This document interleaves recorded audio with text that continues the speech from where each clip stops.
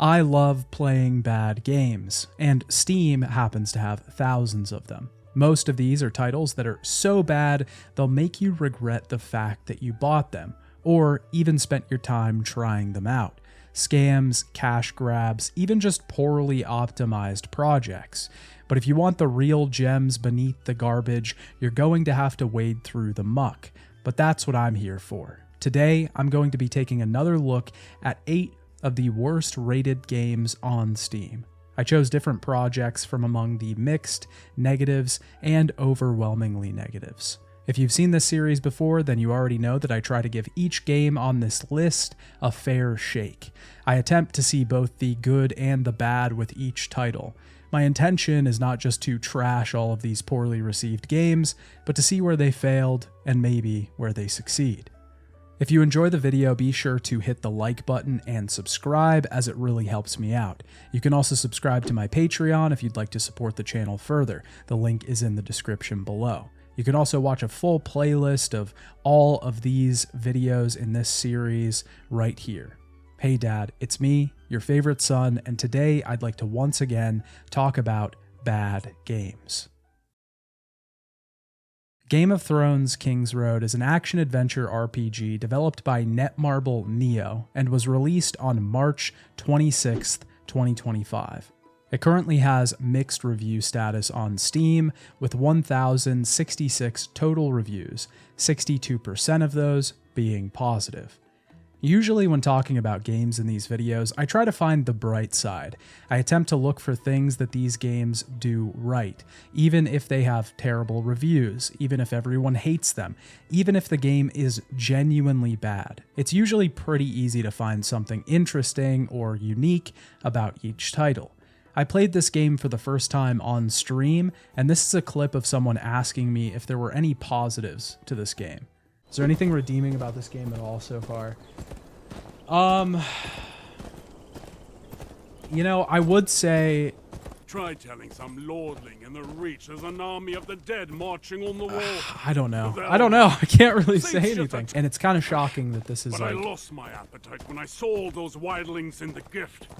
That you can do that. Nope, no, there's nothing there. Nope, there's nothing there. Yep, nothing redeeming. It runs, yeah, it runs. Since this stream, I've played this game for over 15 hours, and I still have failed to really find anything I enjoy. It's one of the only games that gets worse and worse the more you play it. Game of Thrones Kingsroad is uninspired slop that nickel and dimes its players in every way possible. It tries to suck every penny out of you like a money-hungry vacuum. Its narrative, while there is a lot of it, is basically non-existent.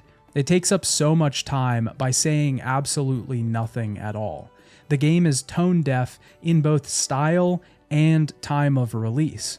This game came out in 2025, 6 years after the show that it's based on ended. That same show ended in 2 terribly produced seasons, leaving a bad taste in fans' mouths, one that the franchise has never really fully recovered from.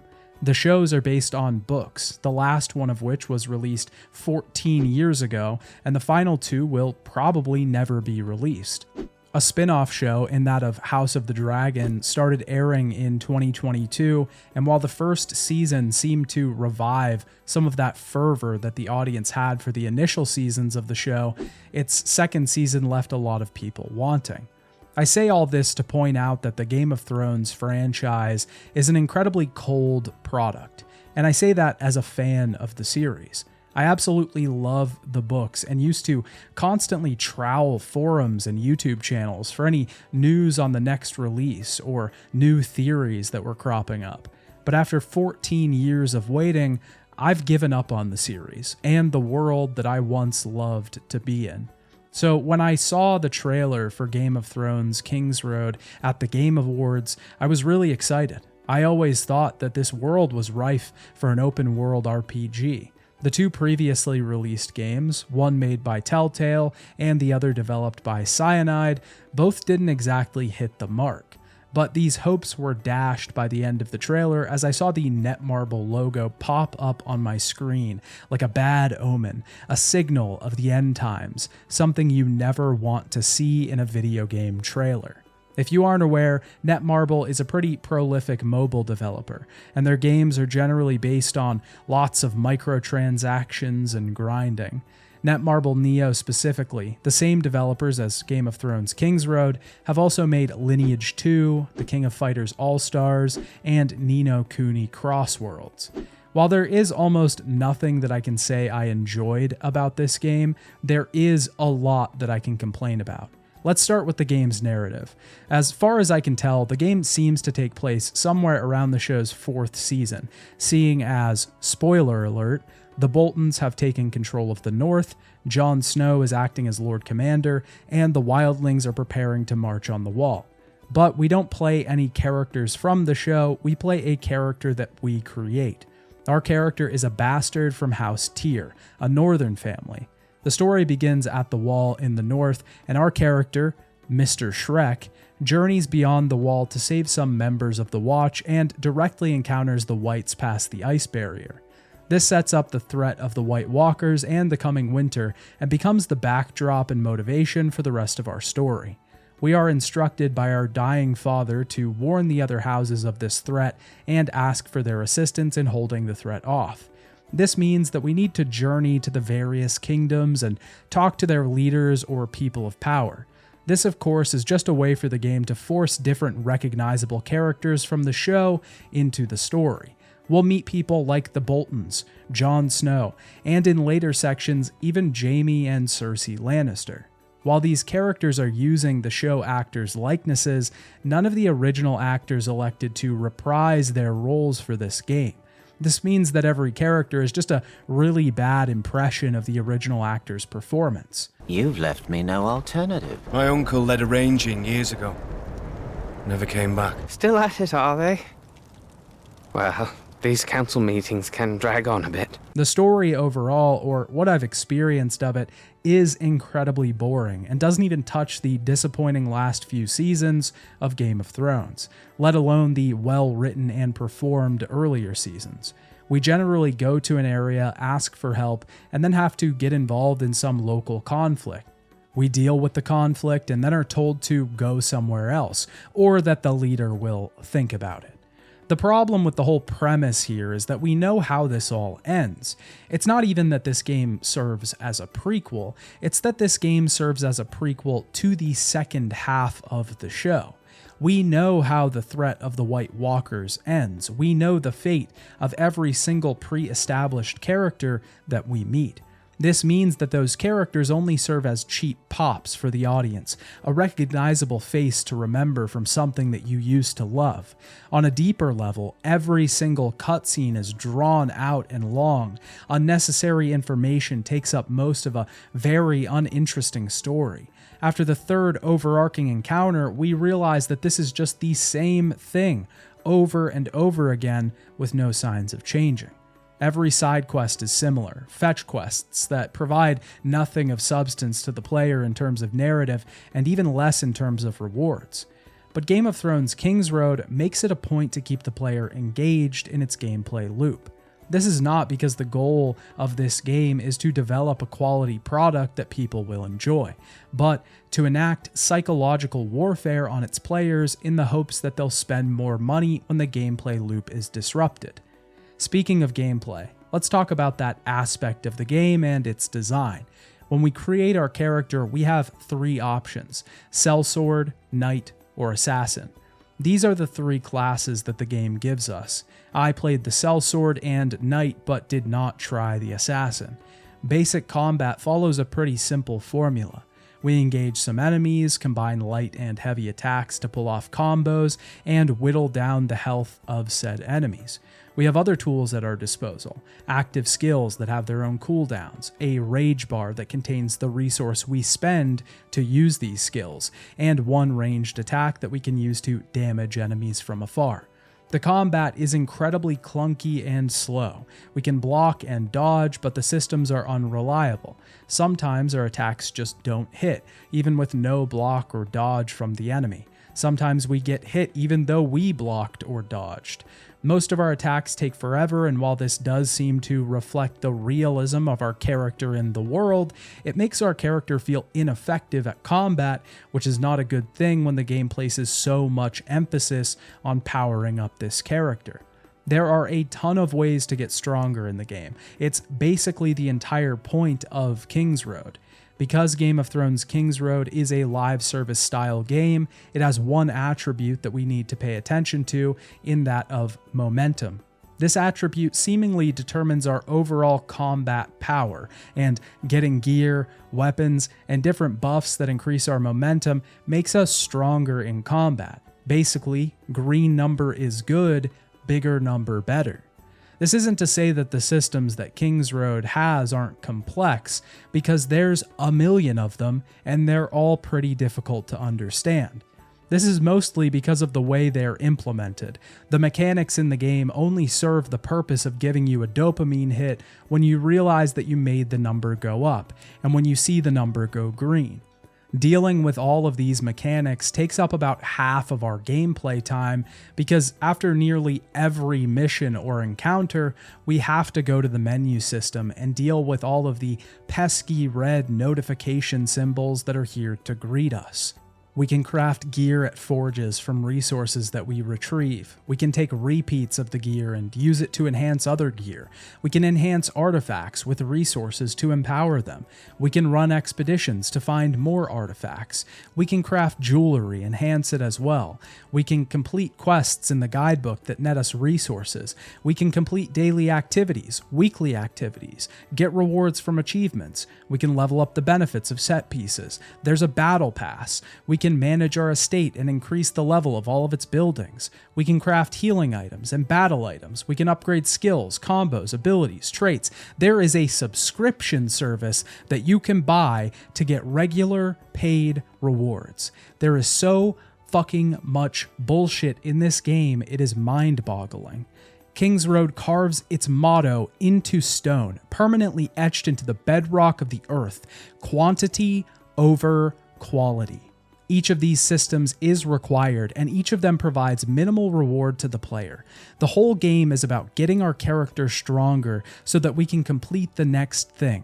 But the systems that we interact with give us not inches, but centimeters in a long, long race. 0.5% here, 0.5% there. It's a power increase that you never feel, and all the effort never pays off because you never really feel that much stronger.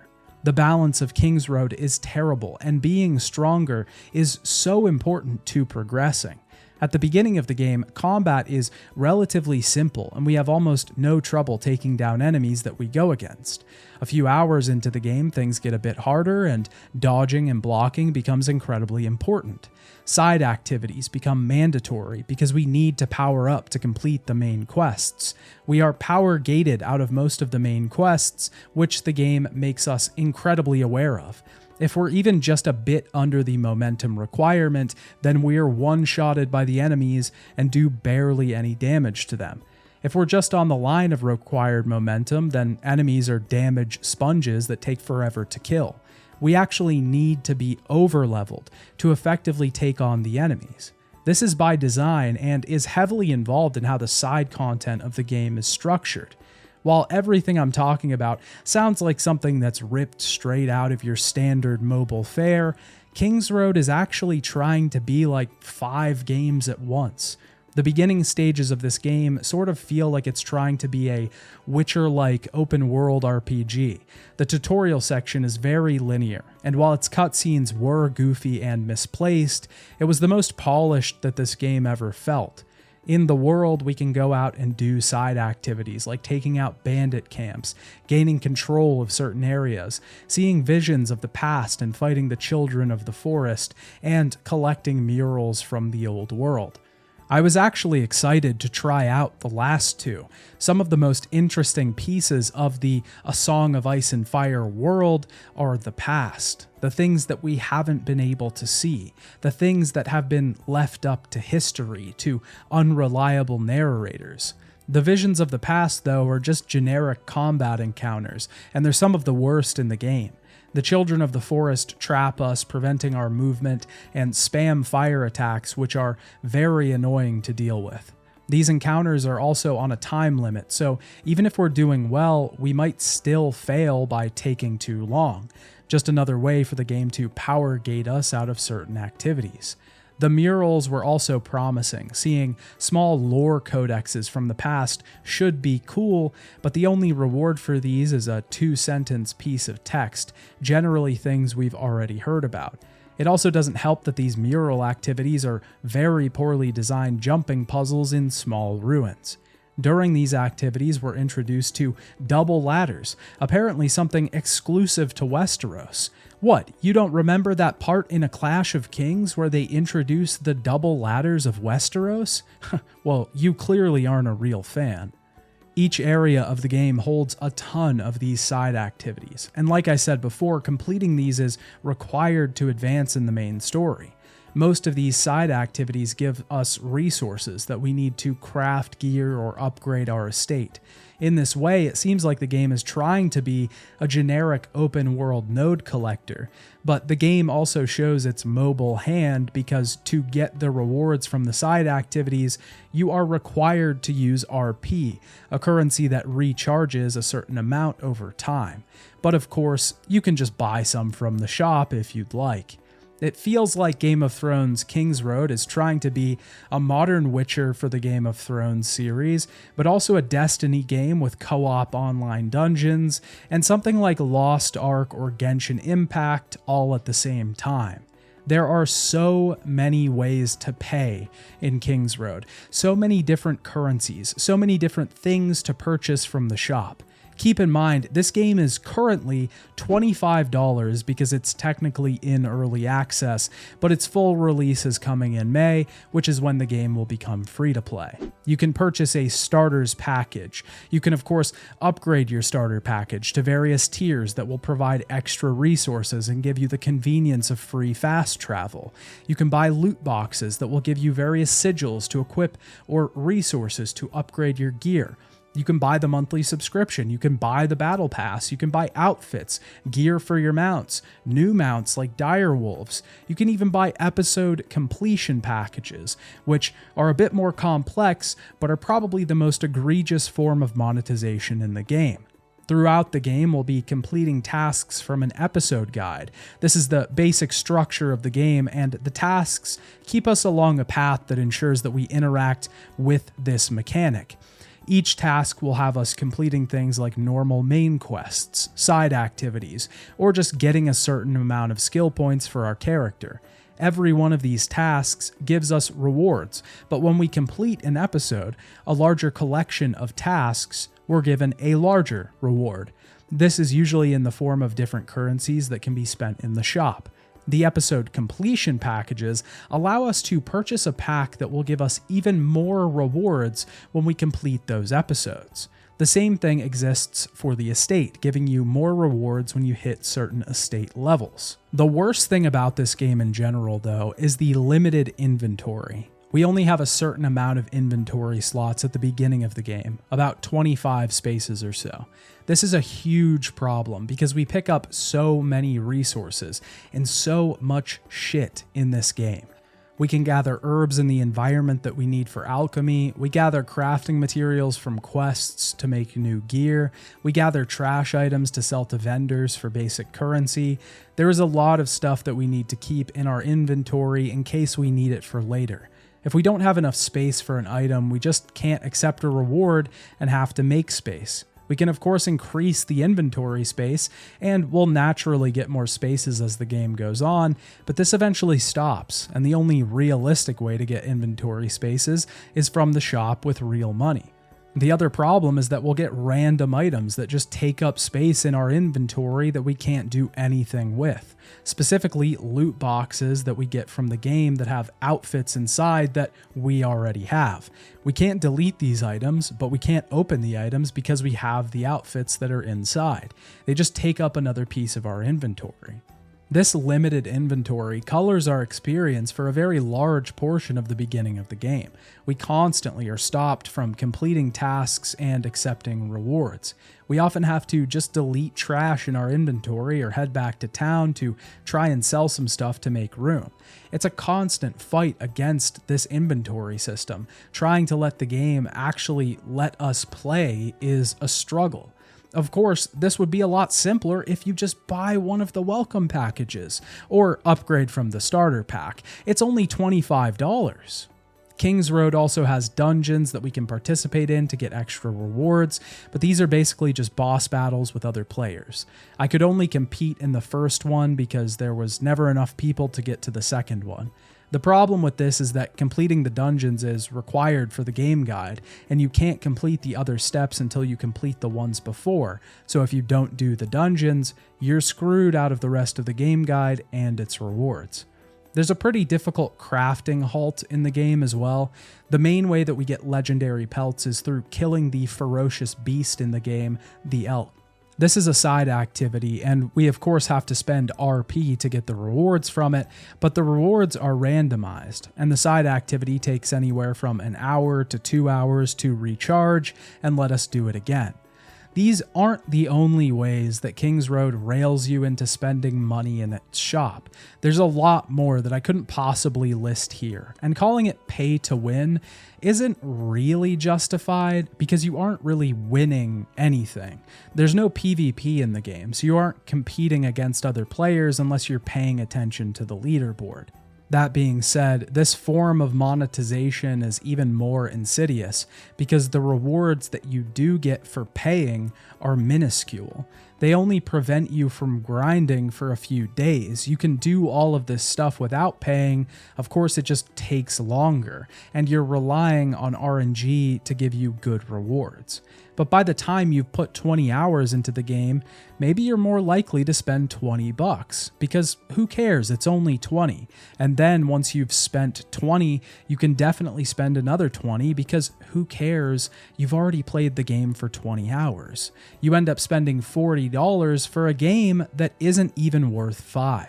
And maybe at this point in the video, you're thinking that you've seen things like this before. You've seen mobile games with bad monetization, and I've seen those too. But honestly, it's just a massive bummer that this is what's come of the A Song of Ice and Fire series.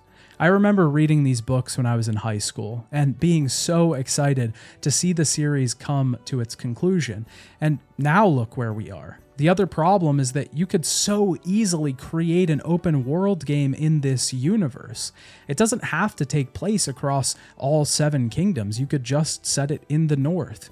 Make it a Witcher style RPG and have your character be part of a small house that's vying for power, trying to be taken more seriously. Create new characters within this story. Lean on the political aspects of the source material. Tell an interesting story in this world and let players run around in it freely. The rights holders had years to make this decision and commission a game at the height of the franchise's popularity, but they chose to wait until people only remember the disappointing conclusion of the show. My point is that it wouldn't be incredibly difficult to make an amazing game in this world. That's what this game could have been, but instead we get a monetized travesty, a game that feels like it's trying to act as if it's a video game. It's putting on a performance, it's wearing a mask. This feels like a game that would have been playing in the background of a movie in a scene where someone is supposed to be playing a video game. I assume that when this game goes free to play, it'll get a bigger push and more people will be inclined to play. But even if I played this game for free, I would regret wasting my precious time on it. Pixelshire is a farming simulator game developed by Kappa Bits, and it was released on May 8th, 2025. It currently has mostly negative review status on Steam, with 158 total reviews, 32% of those being positive. From the outside, Pixelshire looks like just a very basic Stardew Valley clone, and in some ways it is. Its foundation is built off the back of Stardew Valley and other popular farming simulators, but it tries to do some unique things to switch this up and put its own spin on the genre. There are hundreds of these types of games out there, and making a farming simulator in 2025 is like trying to make a superhero movie in, well, 2025. There's a lot that's already been done in this genre, so it's kind of hard to carve out a fresh place for yourself when there's a lot that's already been taken up. Pixelshire tries to create its own plot of land by letting you carve out that land, literally. The big new mechanic that Pixelshire introduces is terraforming. We can create plots of land in any area that we choose. We can carve out lakes and rivers if we want. The land is adjustable to our desires. The previous publishers of Pixelshire even recognized this as the mechanic that sets the game apart from Stardew Valley, as they made a video 2 years ago on their YouTube channel that showcases the terraforming called "How is Pixelshire Different from Stardew Valley?" We can also farm on any land in the town that we choose. There isn't really a specific plot of land that's made for us. We can choose to start our farm anywhere and place our house anywhere. This applies to the other buildings that we choose to craft as well. The overall theme of Pixelshire is letting the player craft the world and make the choices that they want. This is a good way to make this genre feel fresh, and I think that it generally works. We can grow new crops in the water that we create, harvesting from the terraforming that we do. We can also place fish seeds in the water to create more creatures to fish out from the depths. This allows the player a specific amount of control over the harvests that they reap. It definitely works if you're looking for more of a sandbox feel in this genre rather than a crafted one. Not that Stardew Valley isn't a sandbox experience, but Pixelshire definitely takes that idea a bit further. I should also say that one of this game's greatest strengths is that it looks fantastic. The pixel art is really gorgeous, and it definitely fits that cozy game style that appeals to the people that enjoy this genre. Outside of the new, Pixelshire has a lot of the old. It's very similar to every other life simulation game. We sleep to pass time and spend our days harvesting, watering plants. And I do honestly appreciate the new things that this game is trying to do. For the most part, the systems and mechanics work, and the game is overall pretty fun, but the game has a lot of problems at this current stage that explain the reason for its Steam reviews. The game has a ton of bugs, and is overall just pretty clunky. Items will often display the wrong amounts when we're selling to vendors. We can get stuck in a variety of areas. Some sound effects play when they shouldn't. Parts of the UI often get stuck and we have to leave the area to fix it. The game just doesn't work very well. It honestly feels a lot like an early access game, something a lot of the reviews make a point to note. Also, a fact that I can't note, but one review points out, is that there are bugs in the game that were there in the demo from months before release. And I think I would give this game a lot more credit if it was released in early access. It just doesn't feel particularly finished, and some parts of it leave you wanting. Like the mines, for example, the first of which we encounter are really just 3 looping rooms rather than randomly generated levels that get increasingly harder as we progress. Sure, Pixelshire offers some new things to the genre, but the game begs the question, do we really need this game in the first place? The game has this new twist, but when so much of it feels the same, isn't it really just the same? And it's a little too late as well. If this game would have been released, say, 5 years ago, then maybe people would have been more receptive. But the competition in this genre right now is so high that providing anything less just isn't nearly going to cut it. I will say here that this game does not seem like a cash grab, and the developer seems very dedicated to improving the game with updates. The game only released a few days before writing this review, but the developer has already scheduled weekly patches for the month of May, with more patches to come in June. The developer also left a pretty heartfelt message on the Steam discussion boards for the game, stating their dedication to fixing the project. Obviously, no one can say at this point how the game will turn out. I've seen similar messages turn into Steam forum graveyard promises when I stumbled upon them, but I respect anyone that's trying to stick around and improve their game, because I'm sure it's very disheartening to receive this kind of reaction on release. I would say that if you're really interested in another life sim, and if you've exhausted all options, then maybe keep your eye on this one down the line. For now, I would avoid it as the lack of features and excess of bugs makes playing the game more of a chore than it's worth. Bodycam Real Shoot 2.0 is a first-person shooter game developed by West Tech. It was released on December 7th, 2024, and currently has mostly negative review status on Steam, with 163 total reviews, 30% of those being positive. Bodycam Real Shoot 2.0, as you can clearly tell, is a game that is trying to take advantage of the current popular trend of bodycam shooter games. The game supposedly sees you playing as an elite operative in the Shadow Hunt unit, taking down international crime syndicates. But I didn't get any of this from the game. This information seemed exclusive to the Steam description. Who knows how accurate this is, though, because it also says the game is coming soon, even though it's already out. The actual name of the game on the purchase page also includes the release date of the game, seemingly an artifact from development that was never removed. There's also this really weird picture in the screenshots that seems to be a picture that someone took with their phone of their computer screen. It's really weird. Within the past few years, the bodycam first-person shooter genre has emerged and subsequently grown in popularity. These games are marked by their push towards a sort of realism. A fisheye lens and high-end graphics immerse the player in the experience, convincing them for a moment that this is a real situation rather than a simulated one. This subgenre emerged a few years ago after footage of the upcoming game, Unrecord, went viral online.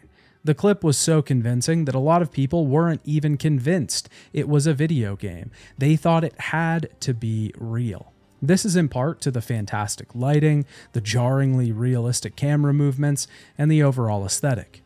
Unrecord has still not yet been released, but the virality of the original clip caused other developers to see the interest that the audience was expressing in a bodycam style shooter game, and now other developers have flocked to create something to fill that interest. Perhaps the most notable of these games is Bodycam, an online first-person shooter that uses a similar style to Unrecord. Though its footage isn't nearly as convincing as the original clip, the game has been very successful since its early access release in June of 2024. Of course, this further proved the audience interest in this genre, and the next layer of trickle-down ideas, we have Bodycam Real Shoot 2.0. This game styles itself after the previous examples I listed, a first-person shooter with a realistic perspective. But this game fails on the immediate task before even failing at anything else. It doesn't look that realistic. Part of that is due to the lighting that the game uses, simple assets that are probably just generic Unity packs. Part of this is also that the basic first-person controller that Unreal Engine offers is not what most of these bodycam games are using.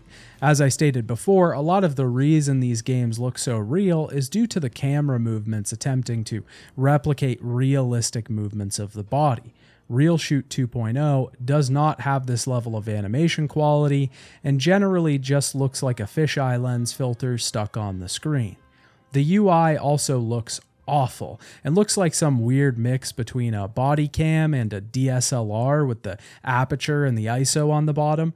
Most of the body cam footage I've seen just has that axon body thing at the top and generally not a huge battery meter in the corner. The shooting actually isn't terrible, it's pretty accurate, but not what I would call realistic. It probably leans more towards Call of Duty shooting rather than a game that's just trying to push realism. The game is also just functionally terrible. The menu UI is insane. I'm not a great graphic designer, but even this looks like my first graphic design. You can't even read half of the menu buttons, and the settings don't work at all, so that's neat. The game has a ton of bugs. All of the objects decorating the floors have collision on them, so there's constantly a small box preventing you from moving forward, which is great for a game that's supposed to rely on precision and accuracy.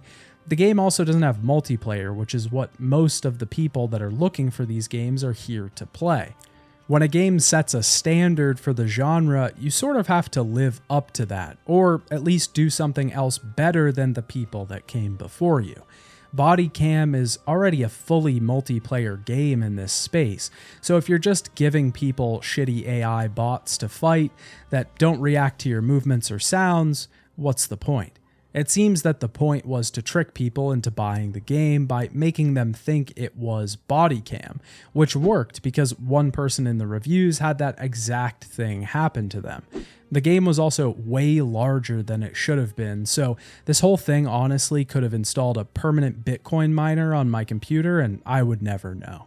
I think this game is just a testament to the fact that you need to understand the audience that you're making a game for. If you don't understand your audience, then you won't understand why people will or won't play your game. Audiences have expectations before they've even seen your game because of the games that already exist, because of the games that they've played. If you make something in complete isolation of your audience, you are forgetting the most important part of game design, the interaction with the player. Bodycam Real Shoot 2.0 forgets this important point and seems to want to create some sort of Bodycam Call of Duty hybrid. But before they do that, they need to fix their game. Progress Orders is a turn-based RPG developed by Hakama.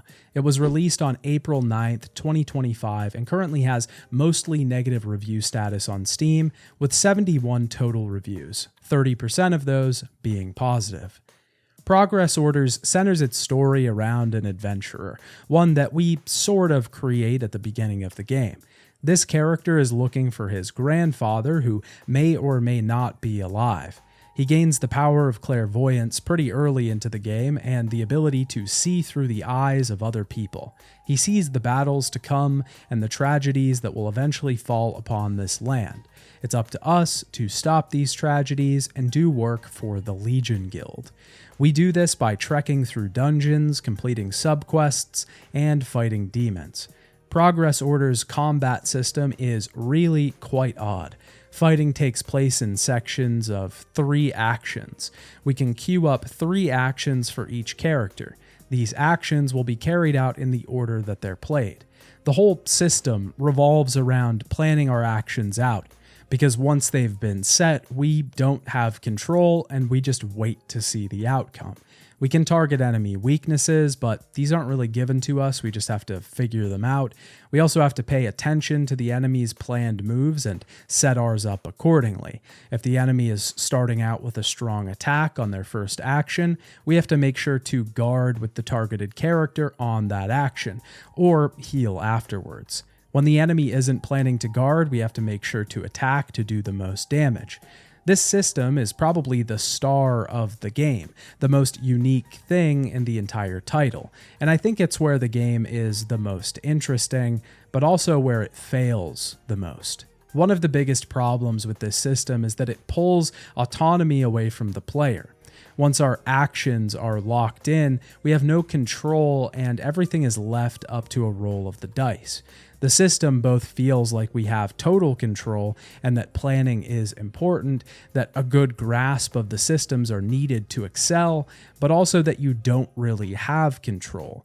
2 magnetic poles constantly at war with each other, leaving the player in a stasis in between. Progress Orders is also miserably designed when it comes to tutorials and onboarding the character to the game. In all the time that I played this game, I never truly understood how the game worked. I knew that there were weaknesses I could target, and I knew that I could change commands in battle, but sometimes my spells would just randomly fail and I had no idea why. Sometimes my attacks wouldn't be pulled off because my character would be stunned and I had no idea how to prevent it. There were other mechanics that were briefly mentioned at the beginning of the game with little elaboration, like when the game tells you early on that you can chain attacks together to create combos, but it only says this happens when characters attack consecutively. I never actually pulled this off.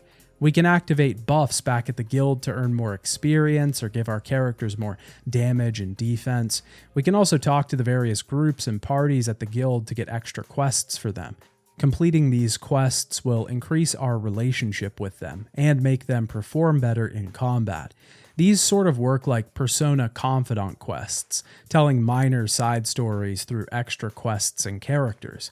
All of this is fine in theory, but the game rushes you into all of its systems, and by the time you're left to your own devices, you have no idea what's going on. The game also has this weird command point system that ends up being incredibly cumbersome. Every time that we change an action during combat, we spend a command point. We are encouraged to keep our moves the same and spend these command points when we really need them. The problem with this is that they don't recharge until we leave a dungeon, so they persist after encounters. This gives the player even less autonomy in combat, meaning that the result of the encounters are left up to chance once again. It's just very odd game design all around, creating something that is so focused on being this tactics, mechanically heavy game about essentially planning out battles, but then to also introduce all of these things that pull the player away from doing that. I won't say that I was excited to play this game, but I was at least interested when I found it. It looked like something that might be nice to zone out to, a combat management simulator, if you will, something with a decent story in the background, but a lot of systems to engage with. This game turned out to be anything but. A game that was more about dealing with frustration in the face of loss. A game about beating your head against the wall while changing things slightly every time and hoping for different results. Slow progress, barely any results, and repeated effort. And maybe this game looks interesting to you. I think that some people will be able to take the time and truly figure out its systems so that it's mostly based on input rather than random happenings. But honestly, there was nothing else here to hook me, to drive me to take that extra effort and try to understand. The onus is on the player to make things work rather than the developers. Hakama actually made one other game that I reviewed in a previous video, part of this series, Elantros Wanderings. And if I remember correctly, that game had similar issues and road bumps along the way, with a story that wasn't that interesting. I'm not too sure if Hakama is just churning these games out in the hopes that one will stick, but these two sure didn't. Perimeter 2 New Earth is an RTS game developed by KDV Games that was released on February 10th, 2009. It currently has mostly negative review status on Steam, with 61 total reviews, 22% of those being positive. Perimeter 2 is the sequel to a Russian-developed RTS game released in 2004. The game was sort of an oddity for the time. Put out by an unknown developer, it was well received for what it was, an interesting RTS with neat mechanics, great world building, and a surprising amount of polish. Now, I'll say that I actually didn't mind Perimeter 2, but I think this is largely because I didn't have a connection to the first game. A lot of the negative reviews for this game seem to point out the differences in the two titles. Before we get to the first game though, let's talk about New Earth. Perimeter 2 first greets you with its pop-out aesthetic, late 2000s PC game UI design, bright colors, and a general weird tone. The soundtrack is interrupted by answering machine tones, and the voices speaking to us sound alien and monotone.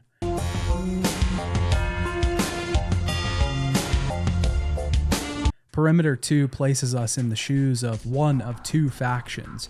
Both are looking to take this planet for themselves, but each of these factions are at odds with each other, one harvesting the water on the planet and the other thriving in it. Outside of the general premise, Perimeter 2 is a pretty general RTS. You build a base, produce resources and units, and try to attack the enemy. We do this by constructing resource buildings that generate the resource that our faction needs. These buildings are then connected to the network and can construct other buildings.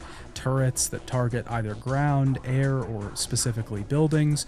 We can construct buildings that produce units, light, medium, or heavy. And we can construct clusters, our home base building that researches upgrades for our units, gives us new special abilities to use, etc. The big hook of Perimeter 2 is that it has a terraforming mechanic. When we construct one of our resource-generating buildings, it will terraform the land that it's on to generate resources. If we're playing the Exodus, then these buildings inhale the water around it, transforming the landscape into dry ground.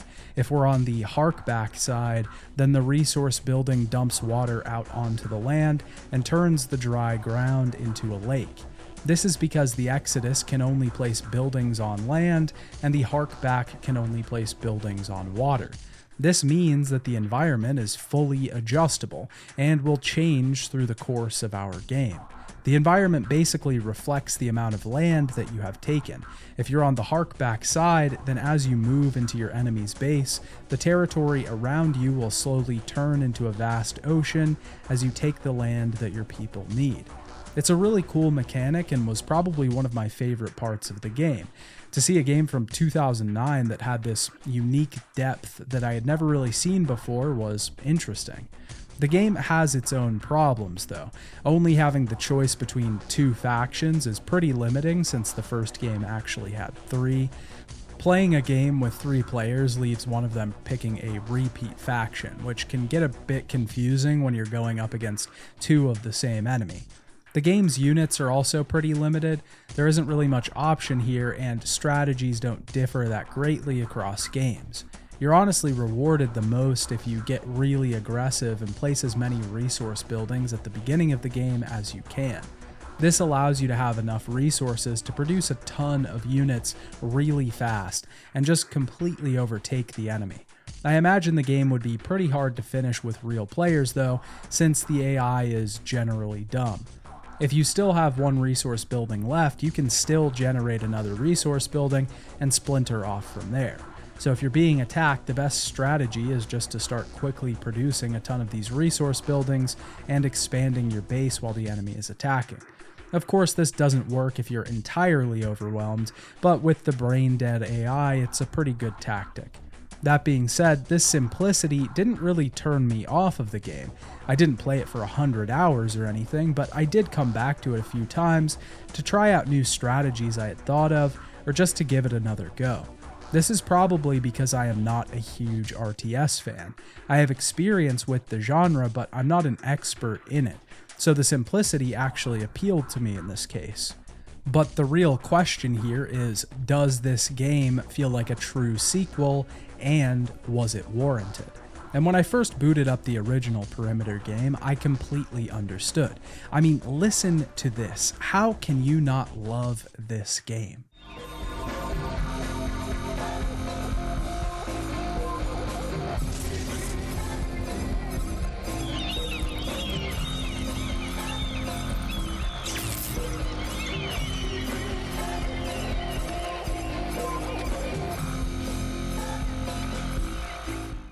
Where Perimeter 2 has an interesting and unique style for the time, Perimeter did it first and better. Synth-heavy tracks with techno dystopia wailing in the background, insane CG cutscenes with massive scope. The voice lines being all in Russian makes the game's characters feel alien to someone who doesn't hear the language often. The game is much more complex, and while it revolves around similar rules, building energy cores, collecting resources, and making a network that spans your territory, there are a lot more options here. We control units that build the structures instead of just being built by the preceding structure. These units are incredibly important and function as the backbone of our network. Transmitter buildings can extend the network further than energy cores. There are more units to control, factions feel distinct. There's just a lot more to this game, and it even still has the terraforming system that Perimeter 2 has. The only real thing that Perimeter 2 has on the first game is the fact that its factions oppose each other in not just combat, but resources and consumption. This, I would say, is the only thematic advantage to the second game, because the first one excels in every way that its sequel doesn't. An issue that both games have is that because they have terraforming systems, it often becomes really difficult to place buildings. Shaping the land around your energy core, whether with water or nanobots, leaves an uneven ground, and we often can't place objects where we want to. This is a far larger problem in the second game than it is in the first. It's simpler when controlling the harkback because placing structures in water is very simple. As the Exodus faction, it's difficult to discern where there isn't any water and where it's safe to place structures. Both games have their issues, but even with my limited knowledge of RTS games, I can tell that Perimeter is the game to sink your teeth into, the game to learn, the game to try and master. Perimeter 2 is a pale imitation of the first game, made by a different studio than the first. I would say that it carries over much of the same charm though, an odd, stylized sci-fi piece that really shows its age in a good way. I don't hate Perimeter 2 because it isn't as good though. It's still a fine game, just not nearly as complicated as the first. If you're interested in either of these games, I think you'll still get something from trying them out. Perimeter 1 has a Leggett edition that was released on Steam in 2024 that basically serves as a remaster and adds some quality of life features to make it more accessible. Both of these games are a great time, just for two entirely different audiences. Furtive is a survival game developed by Frozen Bullet Games, and it was released on February 10th, 2025. It currently has mostly negative review status on Steam, with 10 total reviews, 30% of those being positive. Furtive is a game that plants you in the shoes of secret operatives on their way to a mission in South Africa. The helicopter these operatives were traveling in was shot down, and these troops are stranded on an island. This island happens to be controlled by a private military group. We take control of one of these soldiers and we have to develop a base and fight back against the military presence there. One thing I'll give Furtive in the effort column is the fact that it has voiced cutscenes. The voiceover isn't great and the writing is a little corny, but I usually don't see stuff like that in these games, so I'll still commend it. Korakota took him.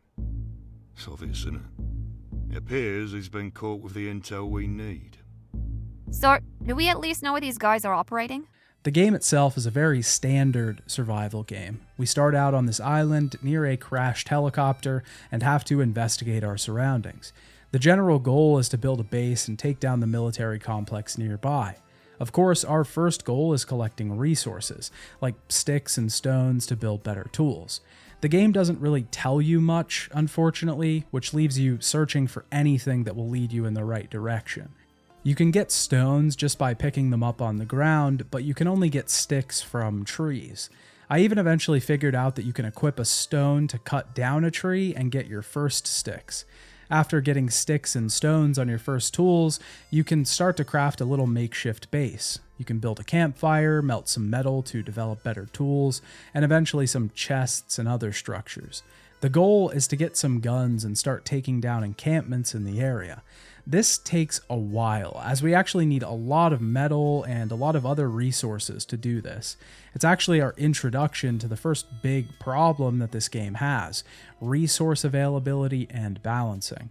We need both sticks and stones to craft tools. Sticks come from cutting down trees, and stones can be found on the ground, but also just harvested from larger rocks with a pickaxe. It takes forever to find enough stones to build your first tools, because the stones scattered across the ground are so uncommon. I found someone complaining about this in the Steam discussions, and the developer responded by saying they would increase the stone spawn rate, but I can't even imagine it being worse than it is now. It seems like the map is split into some sort of grid that the player isn't privy to, and certain areas just don't spawn stones at all. The tools that we start out with have pretty low durability and they end up breaking really fast. I spent maybe the first 2 hours of the game searching for stones, trying to make tools, getting some resources before breaking them, and then finally remaking them by searching for stones again. It's just a painfully slow process. You can make the game a bit more balanced by leveling up your tools, which causes them to do more damage. You get a certain amount of experience from gathering resources, and this XP can be spent to get these upgrades. You can also upgrade things like health, inventory space, etc. But the game should honestly just start balanced, rather than having the player build into a balanced version of the game. Furtive is also just really goofy. There's some enemies right nearby the helicopter where we spawned, and they have a couple trucks by them. You can just steal one of these trucks and run over the enemies in front of you without them responding at all.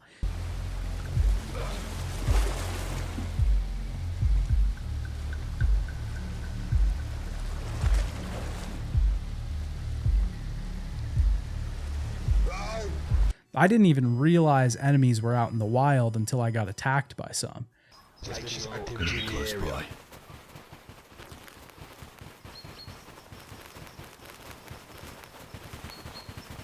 And I honestly couldn't even get that far in the game despite putting a few hours into it because everything just moved so slow. I also got murdered by some special ops forces. There are some more interesting systems in this game because you can actually stumble upon villages. These villages have traders that you can barter with and even play a gambling minigame. Now, overall, I'll say that I didn't have much of a fun time with Furtive. I have a personal bias against survival games, something that I'm pretty open about, and this game didn't really seem like it had anything special outside of the larger bases and villages. It was pretty mechanically bland as there aren't really that many resources to find and not a ton of things to craft. This whole thing just isn't that engaging, and games like these need you to get into the overall loop pretty fast. You need to be getting some satisfaction from the gathering and building within the first 20 minutes or so. Otherwise, most people are going to get bored and leave the game entirely. And it also doesn't do enough to stand out from the rest of the open world survival games out there. There's just really no reason to play this over anything else that's already had success. The developer has been releasing small patches for the game, supposedly optimizing the game for performance, but it clearly didn't work because the game constantly runs at like 30 FPS. The game was also in early access for a while, but saw full release in February of 2025. The developer posted a Steam update to reflect this and also to make the statement that they would be moving forward with a new project rather than continuing to provide Furtive with updates. So I don't think much of this game is going to change. It seems like this is the state that Furtive will stay in, mostly unbalanced, a bit bland, and just pretty boring in general. Project 3 is a first-person horror game developed by The Only Way Out, and it was released on March 21st, 2025. It currently has mostly negative review status on Steam, with 18 total reviews, 33% of those being positive. Project 3 was originally being developed as an adaptation of Mark Laidlaw's planned story outline for Half-Life Episode 3. Laidlaw, the one who wrote the original Half-Life games, posted Epistle 3 on his personal website. He detailed what he had planned to do with the story before he had left Valve. This story outline was not exactly set in stone, and even Laidlaw himself said he regretted posting this online because the story likely would have changed even if they had created Episode 3 back then. So, The Only Way Out took it upon themselves to try and recreate this plot outline, to hopefully capture this time capsule and place in material form as something playable. This didn't exactly work out though, because along the way development changed drastically, and Project 3 would eventually just become a first-person horror game set in an alternate Half-Life universe, an original creation based on the Half-Life games that the developer came up with. The resulting project is pretty unsuccessful in a lot of ways. I should note first that this game is still in early access, so it is subject to change, but what's here is definitely not on the right track, so there would have to be a lot of adjustment to get it to a decent place. First of all, the game has a lot of technical problems. The game's lighting system is really bad. I think this is on purpose to generate more horror, but everything is just absolutely pitch black. This would be fine because the game provides us with a flashlight, a classic technique that the horror genre uses to obscure everything around and illuminate only the horror, a way to focus on the terrifying. But the flashlight in this game is absolutely horrible. There's so much bloom and blur that the flashlight actually blinds us and makes things look worse. And the game doesn't look that bad. When a room is well lit, it makes for a decent scene, but you flip the flashlight on and it looks like garbage. This is mostly because of the bloom and the motion blur that the game has turned on by default. You can turn the motion blur off, but if you turn the bloom off, the flashlight isn't strong enough to illuminate the area that we're looking at.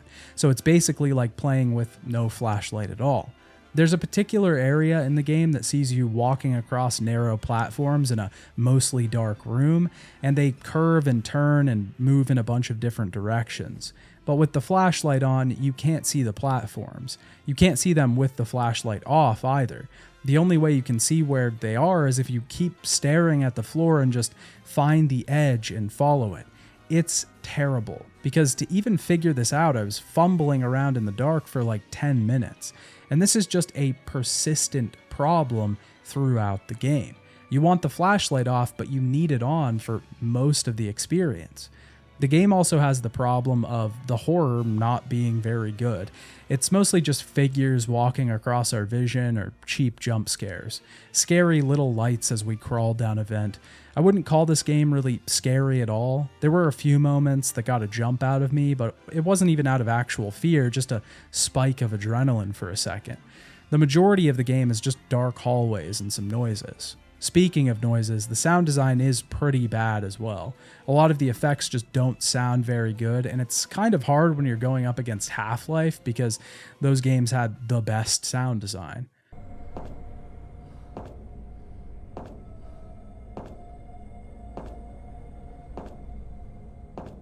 The combat is also really clunky. There's a terrible jumping section where you're being chased by a possessed G-Man that's just like impossible to complete, and a mine section that just doesn't lend itself to how awkward the jumping in this game is.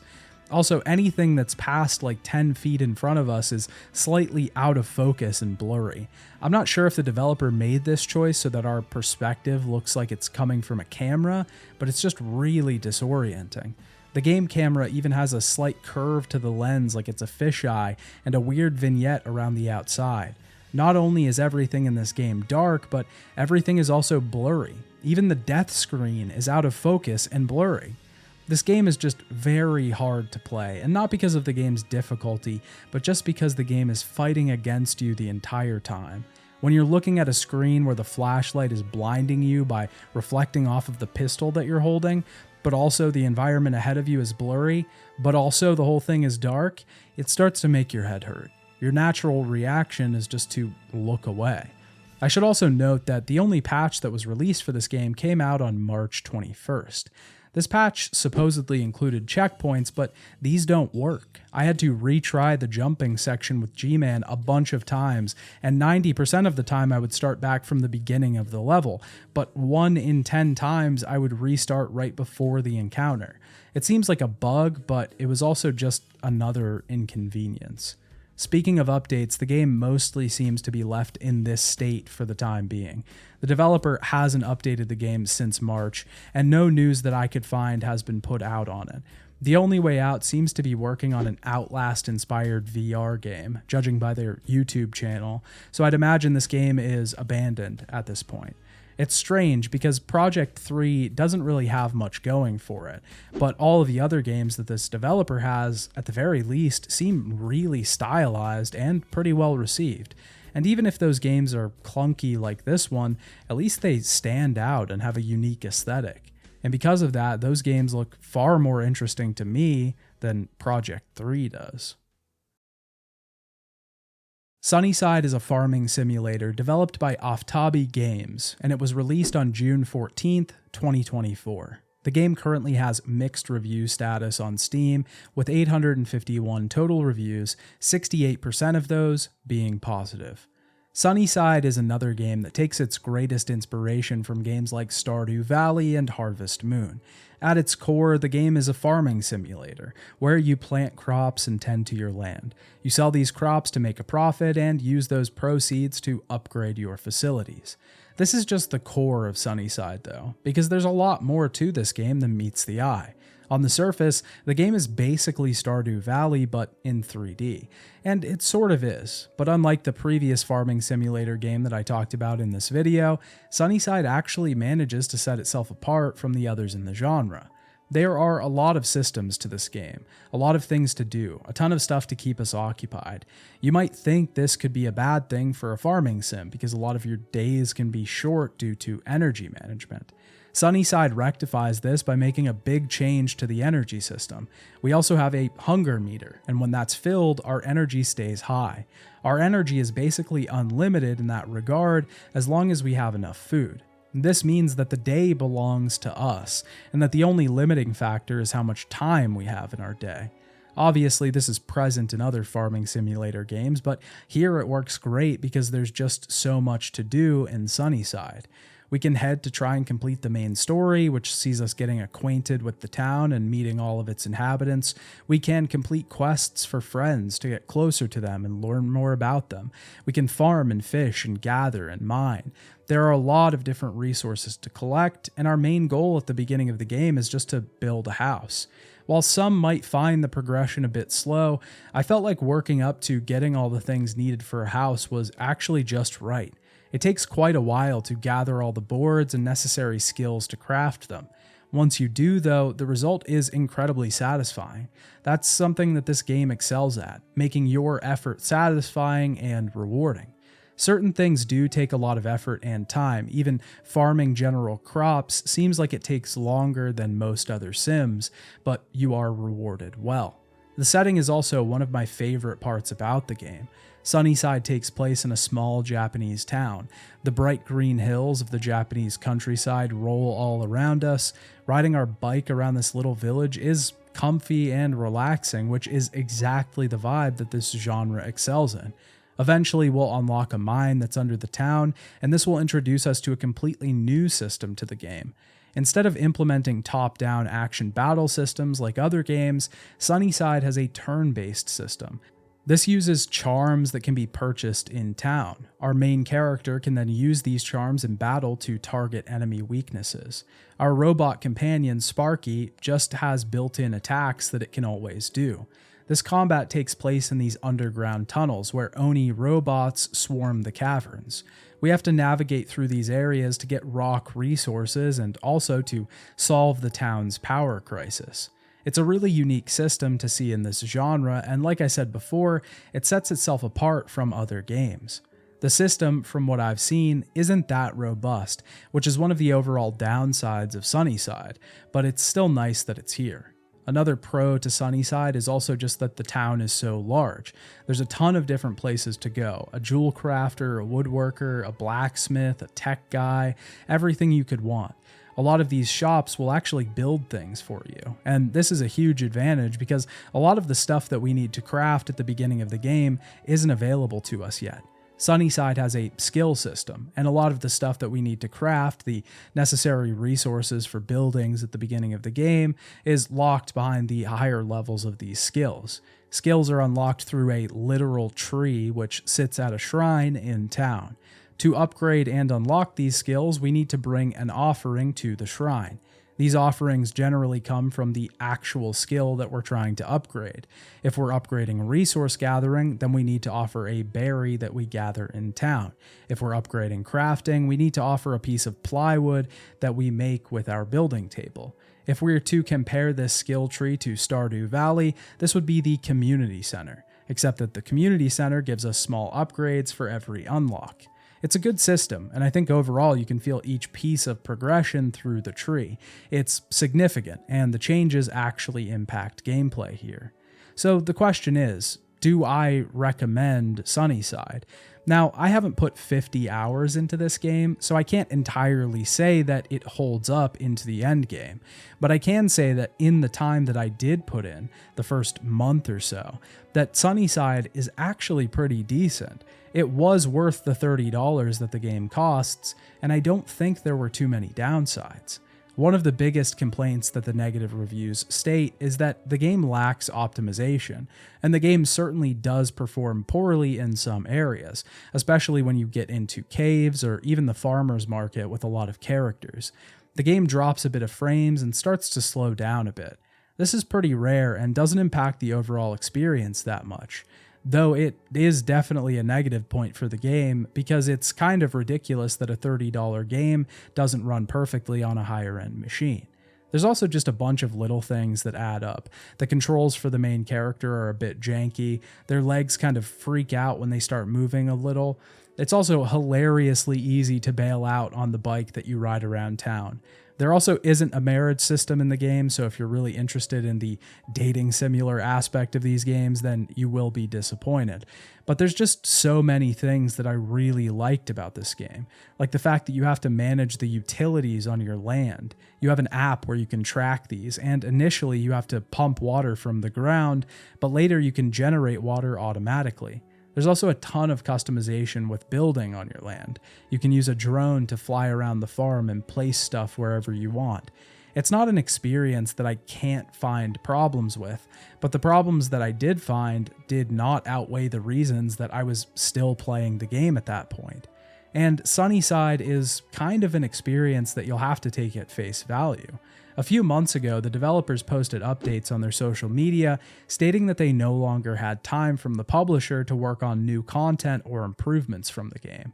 They did release an optimization patch in February and a survey in that same month, so it sort of seems like mixed messaging. I'm not sure if they are coming back to the game or not, but when purchasing the game, you kind of have to assume that they aren't. They also revealed and announced a new game called Vending Dokkan Cozy Kiosk, which sees the player running a vending machine business in an alleyway. It actually looks really interesting to me, and it seems a lot smaller scale, which is probably more manageable as an early project than Sunnyside was. At the end of the day, I would recommend Sunnyside if you like farming sims. I would at least recommend trying it out and going in with the knowledge that the game isn't perfect. It has its flaws, but there's also some really interesting ideas under those flaws. And with that, we've talked about another batch of the worst reviewed games on Steam. If you enjoyed the video, be sure to like it and subscribe to the channel as it really helps me out. Also, if you'd like to support the channel further and join this list of amazing people right here, you can follow the link in the description to subscribe to my Patreon, where I upload exclusive videos.